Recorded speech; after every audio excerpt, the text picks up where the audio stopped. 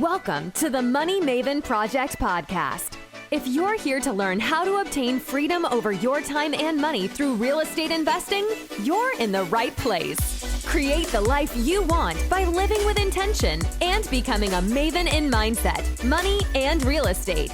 Now, here's your host, Justin Monk. Justin Monk with the Money Maven Project podcast. I am super stoked here. We've got Austin Hartley as a guest, and he sent me a bio. It's super long. He's an expert in a lot of different things, but we'll let him introduce himself and kind of tell us what he's up to and what he's focused on. Go ahead, man. Yeah. So I grew up in Colorado area, originally from Dallas, but I grew up here in Colorado. I'm a real estate broker, investor, and also the host of the Passion First podcast. Passionate about educating people on how to become entrepreneurs, business owners, real estate investors in general, and just overall creating the life that you want. I've also created some online courses. I've been featured on many notable podcasts on CBS, Yahoo, Fox, a few different news outlets, and love what I do, man. And I'm excited to come on here with you, talk some real estate, talk some business, talk some life. So I'm excited. Yeah, man, it's going to be awesome. I'm super curious. I want to start with your story, kind of how you got to where you are, but I'm super curious right away. So how did you land on CBS, Yahoo, Fox, New York? How did you get there, man? That's awesome. All sorts of weird stories. One of them, I was actually doing an open house for this listing in the Highlands here in Denver.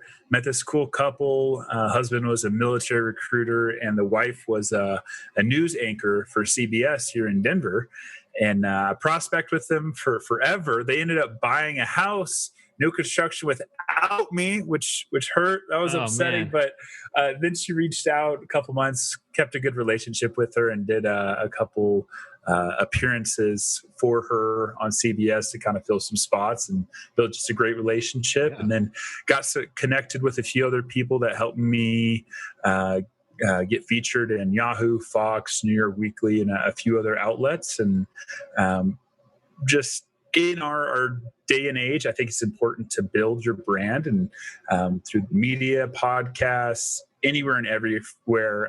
I'm a big believer in the idea of value first, that if you just go out into the world, try to help people as much as possible for free, you're going to receive a return on that eventually. I think Zig Ziglar says that.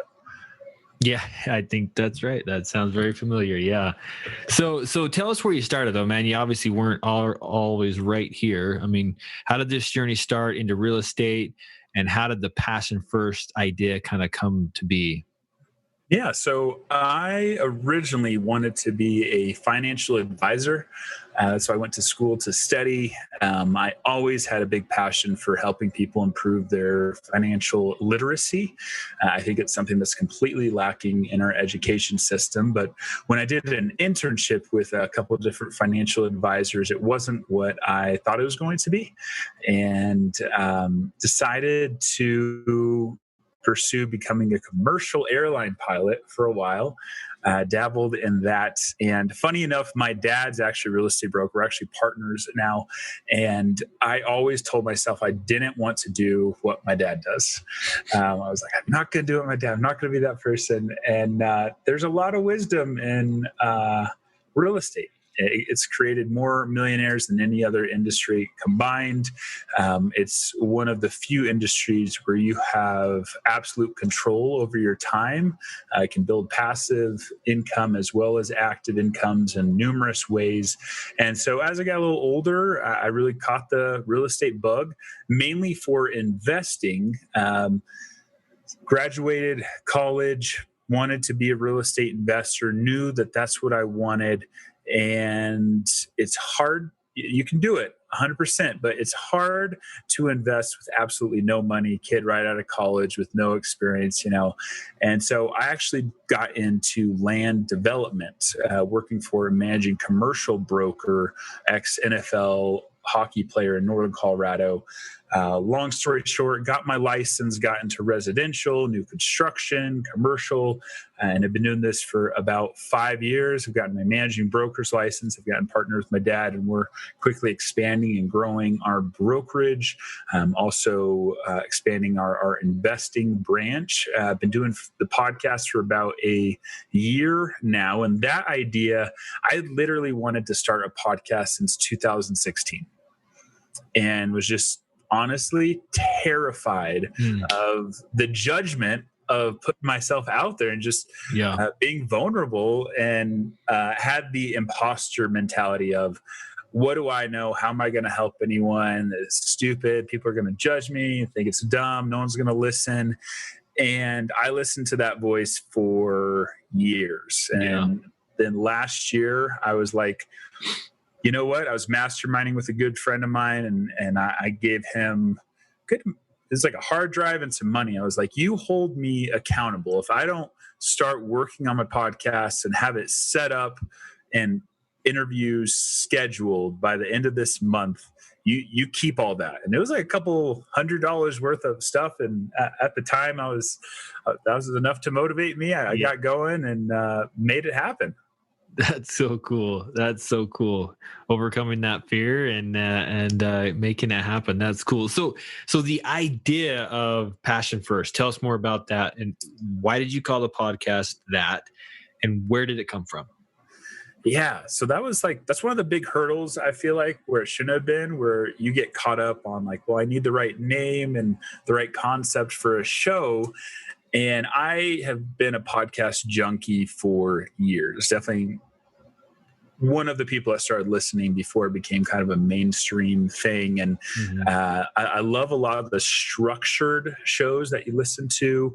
But I also really like podcasts like Joe Rogan, the king of podcasting, where it's very fluid, easy to talk to. And I didn't want to just do real estate investing, because that's not the only thing that I'm passionate about. And I was like, trying to come up with a name. And the name Passion First just kind of came into my head. I felt like it had a good ring to it. And I was like, I like that, because I can really drive that in any direction I want. I can really be passionate about that title, behind that core message of helping people create a life financially, time-wise, of freedom, where you can really follow your passion, where you're not a slave to this 9 to 5 or these rules in life that people just aren't happy.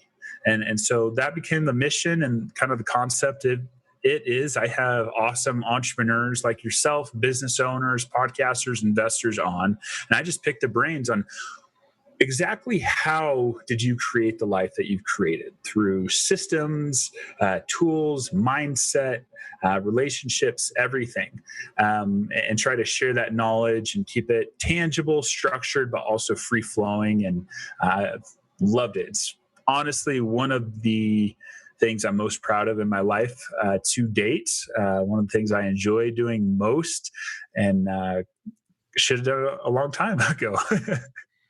That's so cool. Yeah. So I'm just making a couple notes here. So tell me more about, so Passion First, you're interviewing people that have this life, right? They're living a life that I call, free of time and money, right? They're not restricted by time or money. And you're understanding, what are some common themes that you're seeing in these guests? You've been doing it for a year now. I'm sure there's some common threads that you're seeing as you've interviewed these people. So I'm really big on studying the science of success. And one of those is exactly what you've pointed out, looking at models of what someone else has done for success and seeing those patterns. And at the end of my show, I'll ask kind of a lightning round of questions of favorite books, tools, people's whys, habits that have been impactful in their life, and huge items that come up again and again are people wake up early and they take control of their morning, meaning they don't instantly open their phone and start responding to emails or social media DMs. They have a strict routine that they stick to as much as possible. None of us are perfect, don't hit it every day, but they're early risers. They work out, they're fit, they read consistently, they have a growth mindset. They're not afraid of failure. They look at failure as an opportunity to grow, and that success happens through trial and error. Typically, they're fairly optimistic people that are, at least in this business, have a pretty high risk tolerance. They're leaders.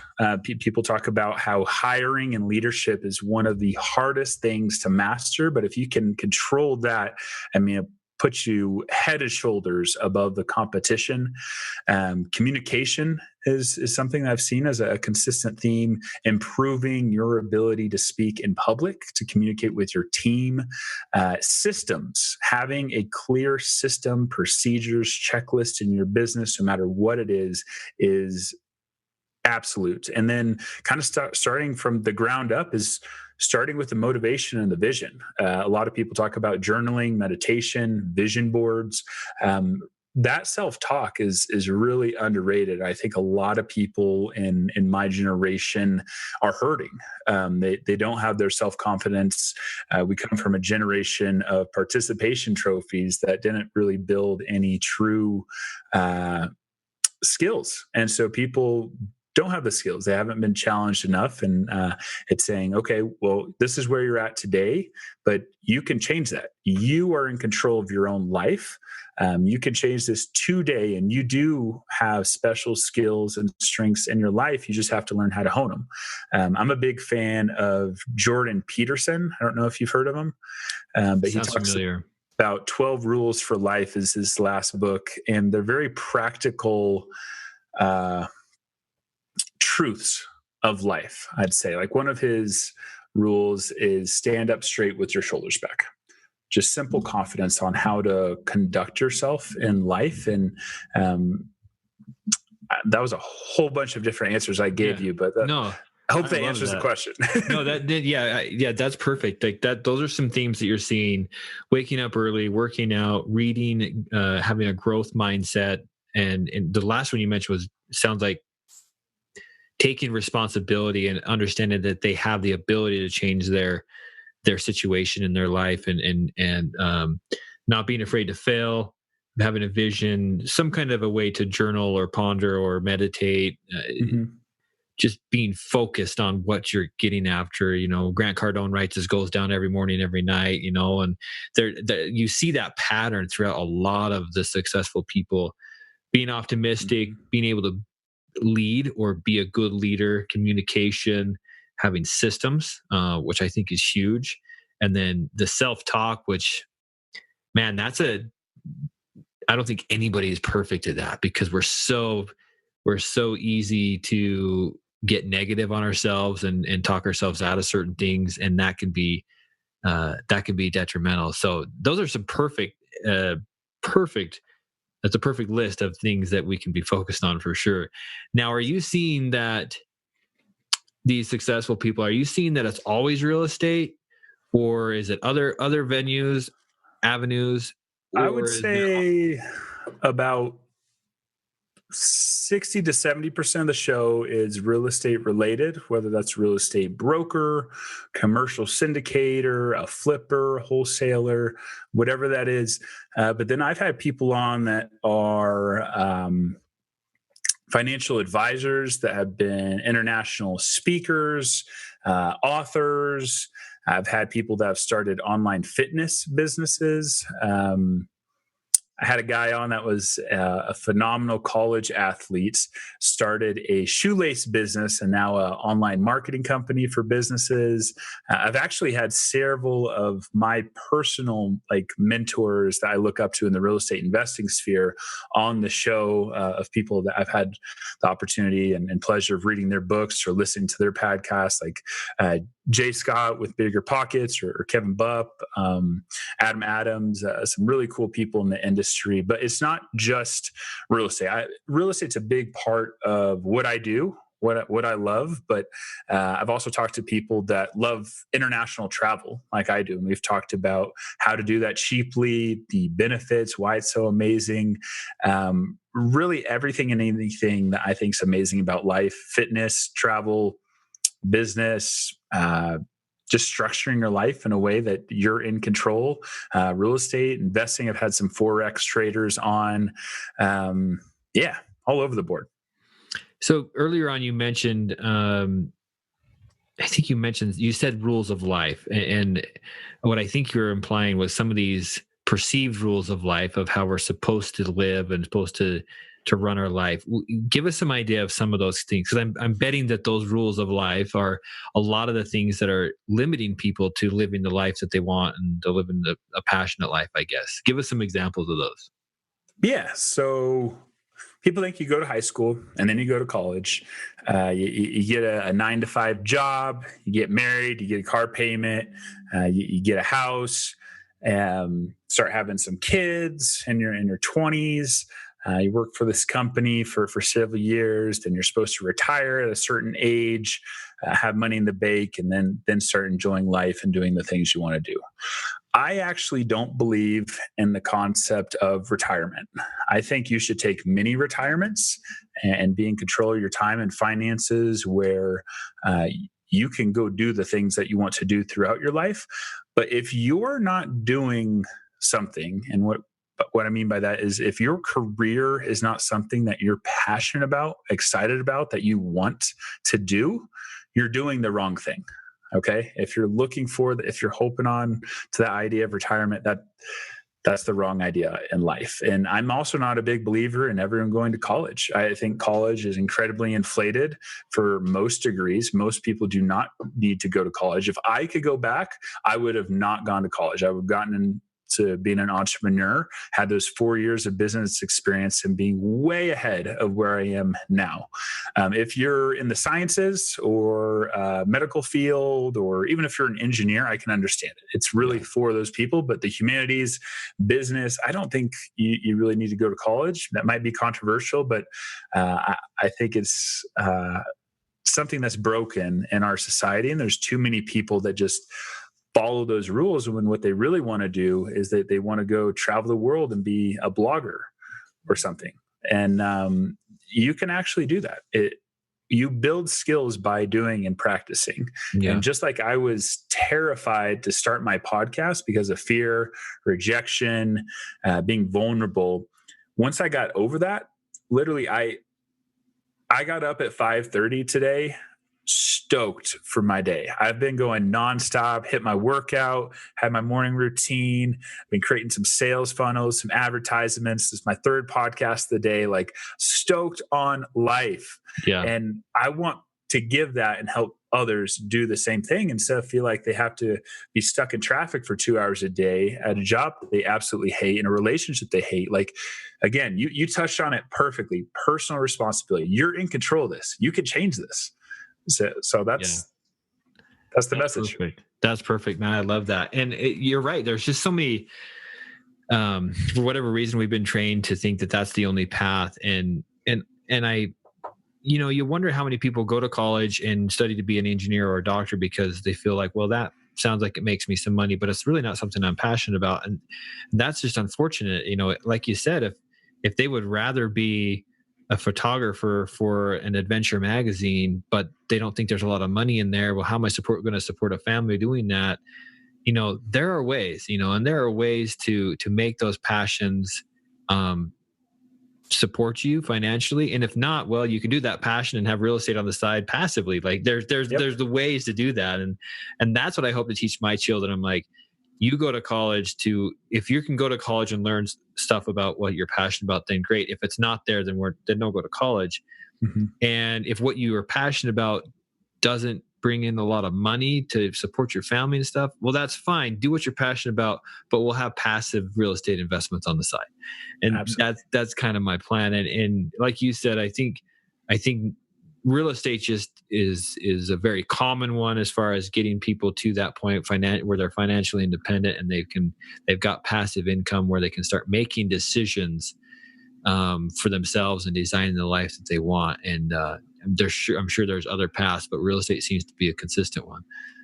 And a pretty easy one, especially if you don't own your own home yet. I mean, there's so many programs to help finance your first property. And then from there, I'm a huge advocate of the house hacking strategy. And if you're not familiar with that, all that basically means is either you're buying a house with someone else with an exit strategy, or more typically, it's you're buying a home and renting out the spare bedrooms or an additional dwelling to pay down the mortgage. So you have a smaller mortgage, no mortgage, or even cash flowing, and then rinse and repeat. Yeah. I mean, you can turn that property into a rental. You buy another one, house hack. For someone that's young, like me, I mean, that's what I'm doing. It's been amazing. I bought my first house, residential house. I've done a couple projects residentially in the flipping and wholesaling sphere, but my first house, I already am sitting on like $100,000 of equity by buying right, house hacking, have like no mortgage, about to refinance again and take the PMI off and buy my next house hack. It starts to scale pretty rapidly. Yeah. And if you think about, if you did a primary house, you live in it for 6 months, buy another house, you do that for 5 years, you could have 10 rental properties. I mean, you could refinance that and start getting into multifamily pretty quick. And that sounds like a long time, but 5 years to completely change your life isn't that long versus renting for 5 years. Oh, man, if I could just go back, like I'm married, I've got 4 kids now. So going and living in one unit of a fourplex is complicated for me. Not to say that I couldn't do it, but it would be tricky. Way harder with 4 kids. Yeah. And so I wish that I could go back and do it differently. But I just did a coaching session with a younger kid, just him and his wife. And I'm like, man, if I was you, like, dude, I would house hack. I would get a fourplex, live in one, whatever, and just start doing that over and over and over. Within a matter of just a few years, he could have a lot of doors and be well off, tons of property, tons of equity to start going into bigger deals. And we had a really good conversation about it. And he had no idea that it was even an option like that. And I'm like, yeah, you've got to do this. And I'm like, here's all the stuff you need to know. And I was all excited because I just wanted him to succeed at it. But I think that's one of the easiest ways to get in. If you're single or newly married, you've got to house hack. Like, it is, because you can come up with, in some places, it's an FHA loan, so 3.5% down, right? If you live in a rural area, USDA loans are 0% down. Like, where are you going to do that anywhere else, right? And from what I understand, you'll know more on this, but what's the loan that will cover the rehab costs? 203K? So that's the 203K, yeah. FHA 203K, that's 3.5% down. They do also have a conventional home style where you can do a renovation loan for 5% down. They have a VA renovation loan. Just pulling up my cheat sheet here. There's quite a few options where you can also like renovate a house with the actual loan. So you don't even need money out of pocket. And there's some great programs like CHAFA, some first-time homebuyer programs. There's an organization that I'm a part of called Homes for Heroes, where if you're a teacher, healthcare professional, first responder, military member, that they give you tons of savings on the financing side, closing costs. I actually will donate a portion of my commission as a cash gift back to you. Nice. There's a lot of options out there if you just go and look and put in the work. I think too many people, again, it's shifting your paradigm from a place of fear. A lot of people are like scared to have the financial responsibility of owning a house to the benefits and that you can actually do it. They think the process is too hard or their credit's too low. They don't have the down payment. But like you said, with a VA, USDA, CHAFA loan, you can buy a house for $0 down, $1,000. You can scrounge up $1,000 on a credit card. Yeah. For the appreciation that you're going to receive in 1 year, that will be well worth it. Yeah, no, it is such a no-brainer. So yeah, anybody out there that's just getting started, house hacking, it definitely needs to be considered. So we're all like, yeah, all jazzed about this. It's a no-brainer. But what are some things that people come up with that they're like, What are the misconceptions or the obstacles that people come up with of why they don't want a house hack? People don't want to live with people they don't know, right? Like, oh, I don't want to have renters or manage other people. And I say, like, especially because Denver's a fairly expensive market. Our average priced home is just broke $600,000. So what I'll tell people all the time is, hey, do you mind living with friends? Like, do you have roommates right now? And most of us here in the Denver area are like, yeah, I got roommates. I don't know how to afford a $3,000 rent or mortgage if I didn't. So I tell them, well, if you can qualify yourself, house hack and have them rent rooms from you. If you can't, all of you together be co-borrowers. Purchase the house, and instead of doing the title and joint tenants, do tenants in common. Have a real estate attorney draw up a joint venture where it clearly states who's getting what percentage of ownership. You have a clear stated exit strategy. So you own that house for a year. I mean, each one of you are going to have 20, 30K if you buy right. The market appreciates, hopefully. And if, let's say, something bad happens, you can continue to live there and sell when the appreciation does happen. But it's a great way to at least get your foot in the door. Yeah. But again, it's possible. There's a lot of real estate investors out there that can make a lot of money without any money, starting the wholesaling. Just putting your nose to the ground, hustling, start networking, going to meetups. Right now it's a little weird with all the virtual scene going on, but it's going to change. And with COVID, this is going to be a catalyst for opportunity that are people that are willing to work and people that look at this as an opportunity. There's going to be a lot of fear. There's going to be a lot of losers out there that are going to lose out because of this shift. And if you're in a position where you can take just a little bit of action, get connected with a few people, a couple hard money lenders, private money lenders, you can really make some things happen. Yeah, no, I totally agree. So yeah, those are some good tips. And I hadn't thought about actually purchasing the property with the other tenants. That makes perfect sense. That's another level. So is that something, do you have courses on that? Is that something that you talk about in your courses? Or I haven't started a course on that. I've talked to a few lenders, and I need to talk to an attorney as far as the liability of structuring those joint ventures. Don't want anyone coming back after me if their situation they can't come to an agreement on the exit strategy. But it's something that I've seen that's worked for others in the past, and for the right people it makes sense. But I haven't started a course on that. My courses so far have been mainly consumer based, residential, so how to buy a home, for sale by owner, how to sell your home. But we're working on some podcasting courses, a travel course, and some real estate investing courses that are going to be a little more generic, just kind of a basic education on all the different strategies that you can do.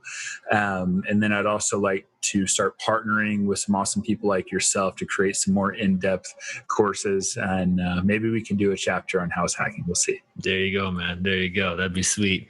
So what about, so somebody gets on board, like, okay, all right, I get it. Let's house hack. But they're like, I can't find any deals. Like, where am I going to find a deal right now in this market? What do you say to somebody like that? There are always deals in every market. You hear that all the time. There's no deals where I live, but I'm on multiple wholesaler lists. I probably get 10 to 30 emails on a daily basis sending me real estate deals here in the Denver market area. Not to mention all of the FSBOs out there, all the pre-foreclosures. I mean, there's opportunities out there if you're willing to work. Now, most people, what they mean by that is I haven't put any work in at all, and there's not a deal coming to me sitting on my lap without me taking any action. Real estate's hard work, especially if you're going to be on the active side. If you got 50 grand to throw to a multifamily syndication as a limited partner, and you know a good general partner who has a great reputation, awesome, kudos, do that. I highly recommend that. Once you get to that point, I think you're going to kill the stock market every time. Much higher returns. You have more control. You know who you're investing with. But until you get to that point, you're probably going to have to put some sweat equity in, put some actual hard work in to get started in real estate investing. No, yeah, that's exactly right. I knew you were going to say it that way because I agree with you. It doesn't matter the market. There are always deals to be found. It takes some hustle, but there's always deals to be found. I mean, I'm investing in the Midwest and I'm finding stuff on the MLS like all day long. Like I'm not even doing, I started direct mail. I'm like, why am I doing this? Cause they're on the MLS. Like, and I'm like, I can't believe I'm buying deals off the MLS right now. As hot as the market is, and as many investors are headed that way, like it's just crazy to me. But like, there's opportunity out there. I'm going to try to give a tip real quick. If you're like a newer investor and you're trying to find deals quick and you're wanting to flip deals specifically, I would get on social media, Instagram, Facebook, LinkedIn, and I would search hashtags of your local cities and flipping, like real estate investing. Like search those and try to friend everyone that says that they're a wholesaler, ask to be put on their list, and just start networking with those people as much as possible. In a market like Denver, wholesalers are the go-to because, in my personal opinion, those are two separate businesses. A wholesaler, they're basically a marketing company. They get things under contract. It's a lot of marketing, trying to get responses. Flipping is much more project management, making sure that your timelines are right, that your budget's consistent, that things on the back end and the sales of the property are done right. And to do that all in one, you absolutely can, but people typically, what I've seen, kind of focus on one or the other, especially in a market like Denver. Yeah, no, that's a great idea. That's a great tip. I mean, yeah, you can go drive for dollars yourself, or you can have 25 wholesalers that are sending you deals. Like that's what it's all about. And networking, like you mentioned, just network with wholesalers, network with everybody. This business is so geared around knowing people and people knowing you or knowing of you and what you do.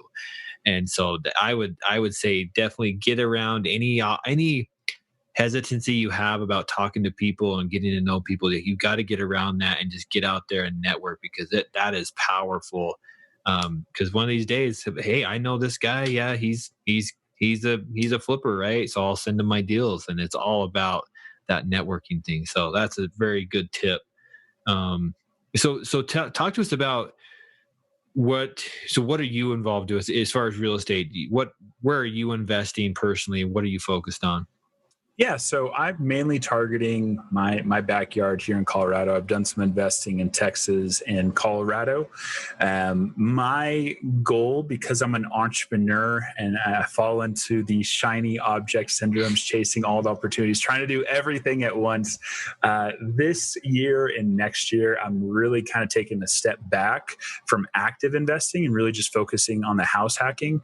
Right now, kind of getting those properties taken care of and building my active income in my brokerage, getting the brokerage to a place where I can really step back from the day to day. I'm not tied to Denver. I can manage the business in Europe, Bali, Austin, Texas, wherever. I'm still making good money in this, still building great relationships, focused on growing the podcast. Coming back to some of those principles of success, focus is definitely one of those.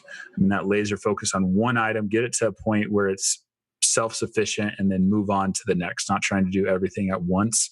And then being disciplined is difficult, but that's what I'm focused on is growing the brokerage and the podcast.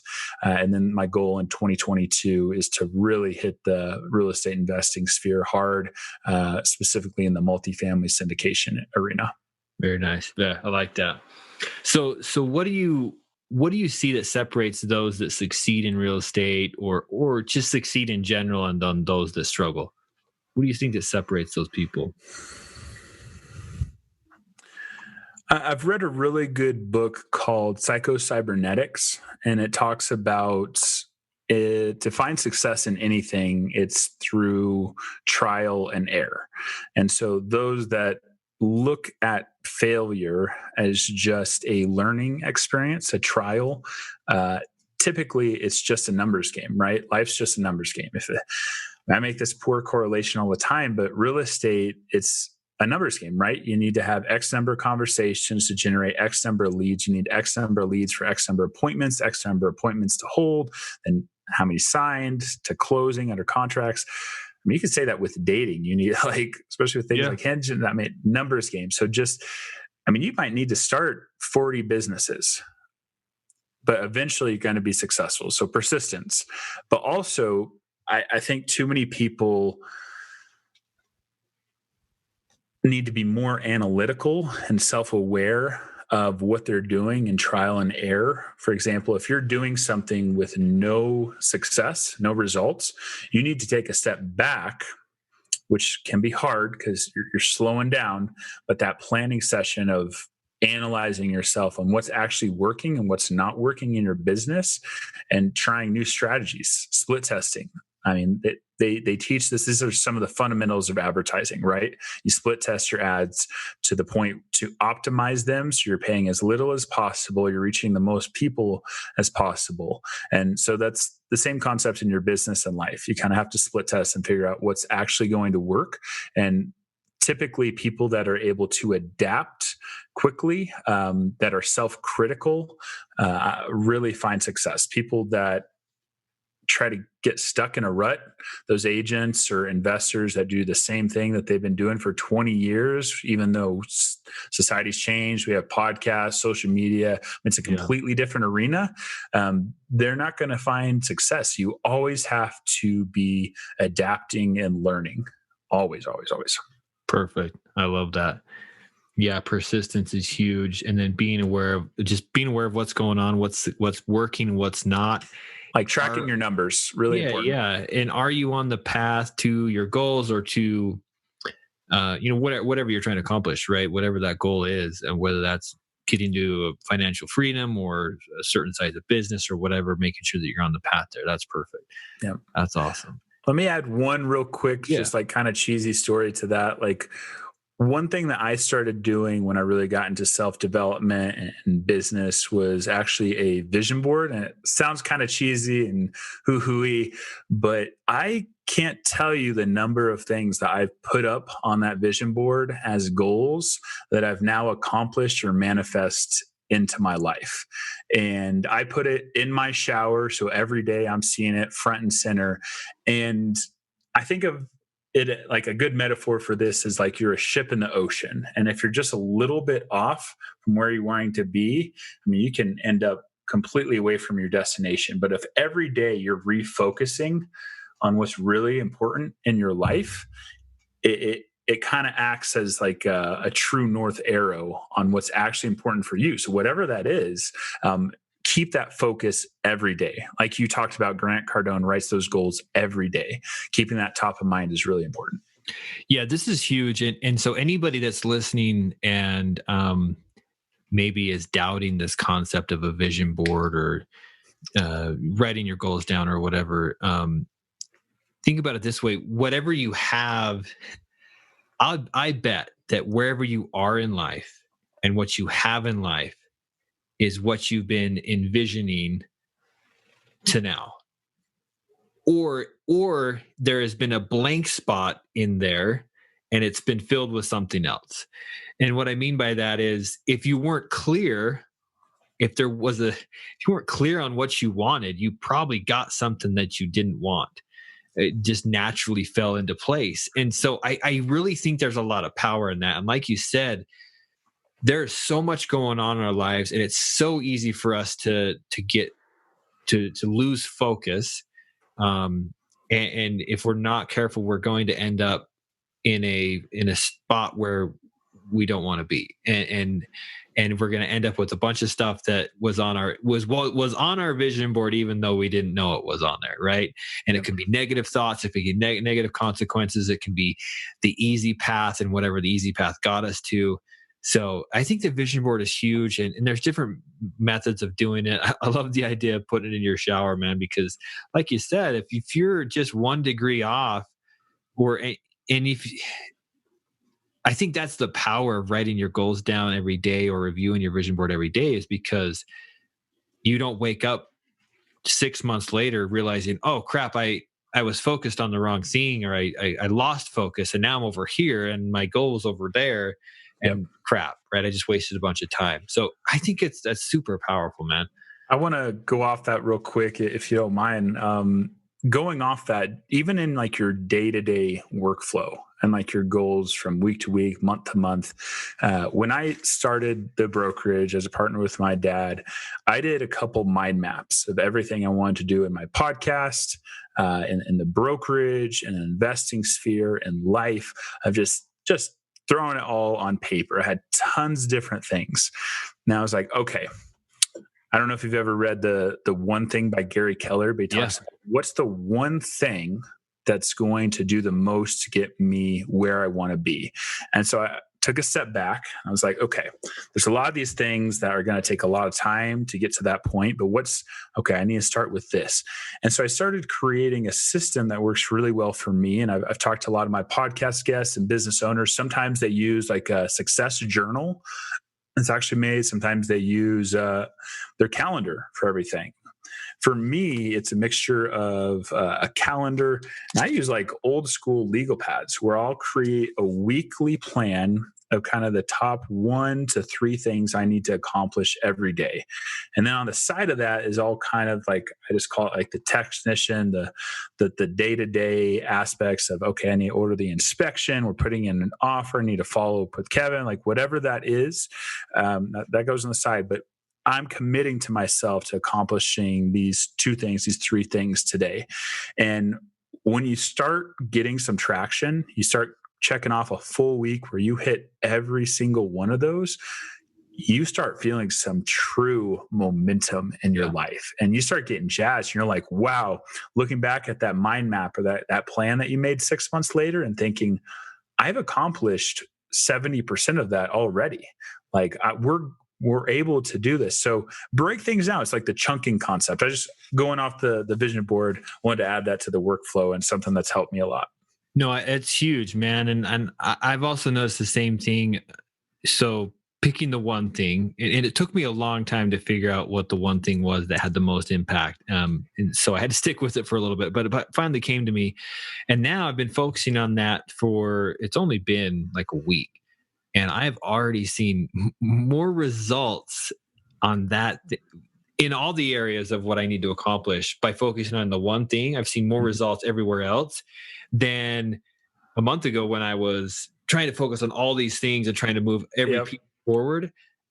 It's been crazy. Like just focusing on that one thing that naturally moves everything else forward. It's been an absolute game changer. So the One Thing by, what's his name? Keller, right? Gary Keller. Yeah. Gary Keller. Yeah. Thank you. That's a phenomenal book. Especially the last few chapters in that book are super powerful. Designing the life that you want, and a few other topics that he discusses there. A super great book. But yeah, man, this is crucial. I think, again, if you're not happy with your life or where you're at or whatever, you gotta step back. And like you mentioned, what's working, what's not working. Why do you have in your life what you have in your life? And maybe that's because you have never specified what you want on your vision board. You've never asked for it. You've never put it out there. And so here you are with not having what you want. And so I think doing the vision board is important because of the focus that it brings. And again, whatever manner it is, whether it's vision board or writing your goals down or whatever. But the most powerful thing of that is we finally get clear on what we want in life. Like, how many times you talk to somebody like, oh yeah, cool, I'm going to retire, or I want to retire, I want to do this. And you're like, okay, well, what are you going to do with that time? Or what do you want? Like, if you could travel, where would you go? And they're like, well, I don't know, a beach. Like they're not very specific on what they want in a life. So they get these mixed results and these kind of mediocre results in their life. And I just think getting clear on what you want, I mean, it's like going to the grocery store with a list rather than without a list, man. If you go without a list, you're going to buy a bunch of crap and stuff that's not on your list. And you're going to get, don't go hungry either. Yeah. Don't go hungry either. But you get home, you're like, why did I buy that? You know, hot chocolate was 10 for $1 or 10 for $10, and now you've got enough hot chocolate for 4 years, and you're like, what am I doing? So I think that's the same with life. I think people get the results that they ask for, or the lack of asking or focus on. So 100% right. Let me add just a few really last items to that, but just if you don't know what you want, if you don't have that clear vision yet, life is about figuring that out, especially if you're young. I mean, you have so much time ahead of you. So try it out. Try different things. If you're unhappy doing something, stop doing that and go do something else. And then also, I think you touched on that perfectly. People shoot for mediocre way too often. I love Grant Cardone's concept of, I wish my goals had been 10x because I didn't shoot high enough. And I hear that all the time in real estate, that people didn't, their goals weren't big enough. So if you want to go to the moon, if you want to go to Mars, put that on your list. That's on my list. I'm going to space. I promise you, I'm going to go to, like, shoot for big things that get you jazzed and excited. And then one other thing I just want to say is, be patient with a process. The person that you are today might not be the person you need to be to accomplish those goals. I remember at a point in my life where I had to leave groceries at the grocery store because I couldn't afford them. I had maxed out my credit card. I remember being on this danky, super shitty room, not enjoying life. But I promise you, if you keep moving forward, you stay committed to those small daily improvements, those small habits of waking up early, the vision board, working out consistently. Just give yourself grace when you mess up, but consistently, you're going to make it. Stay patient. I'm impatient as heck, man, but I promise you it'll pay off. Dude, that is a perfect way to kind of wrap this up or bring it kind of to a close here. I really think when we talk about all this vision and the success and this drive and this hustle and this grind, like all this stuff, we can't forget to talk about the patience, which seems like such a dichotomy, because we're like, oh, get up early and grind all day long and put in these hours, but then be patient. And we're like, you talk to somebody new and like, they're like, what the freak do you want me to do? Like, how am I supposed to do, how am I supposed to hustle but be patient? And it is a weird dichotomy. But the way I look at it is, I think Gary Vee talks about like the clouds and the dirt, kind of this concept of where on the macro level, on the big picture of like getting to X amount of units or income or a specific place in your life, on the macro level, be patient. Be patient with yourself, and don't be frustrated when it takes you longer than you think it's going to take, because it's going to take longer than you think it's going to take. But on the micro level, man, it's all out, like just chaos, just grind and like scorched earth, blood, sweat, and tears. Those 3 things you wrote down that you've got to do today, you get those things done before you go to sleep. Like that's the mindset you have to have. And then then before you go to sleep, you look at your goals and you're like, cool, got that done. I'm patient. I'm not at my destination yet, but guess what? I am becoming the person that I need to become to get to that destination. I can't get that destination the way I am now, but by being patient and going through the days and going through the different hustles and the small goals, I'm going to become who I need to become to get to those goals. And that, dude, that's what life is. That is the purpose of life for me, is to become who I'm intended to become, and to hopefully bless the lives of others along the way. And I so thank you for saying patience, because not enough people talk about it. It's all grind. And here's my Lamborghini, and I put in 80 hours a week, and that's how you get there, is working your face off. And I'm like, well, yeah, there's a truth to that. There is a principle there, but be patient. Hard work's a real thing. Patience is a real thing. Also, don't let people shame you for not sleeping or needing sleep. Like, I get 8 hours every night. Don't let people shame me for that. It's such a thing in the entrepreneurial world, like to be shamed for actually sleeping. It's like, no, like there may be a couple of freaks out there, but that's. Well, yeah, man. I mean, Elon Musk, I think he said it, like he said something about 100-hour weeks or something like that. And, who's going to get to the destination quicker? I'm like, well, you might, man, but what have you sacrificed along the way? And I love Elon Musk, but so no judgment there. But I think it does paint a little bit of a slippery picture as far as what's required. Like, yes, work your tail off and hustle and grind, but do not feel bad when it's like not happening as fast as you want it to. Yeah, he's a different machine, but for me, I'm big on longevity and like being around a long time for my family, being able to spend time with him as well. Yeah. Life's a balance. He's amazing. I love Elon, but I couldn't do what he does. No, man, he's not taking many retirements like you said you wanted to take. So nope. there's no single way to do it, and so choose your path and run your path. But those are some awesome concepts, man. This has been awesome.